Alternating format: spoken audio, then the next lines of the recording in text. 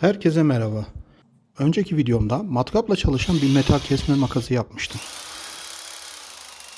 Ancak proje başarısız olmuştu. Makas kesmedi.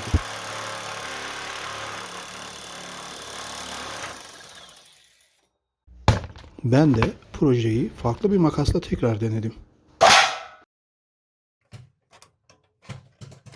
Yeni videomda makası matkaba nasıl entegre ettiğimi ve sonucu sizlere göstermek istedim.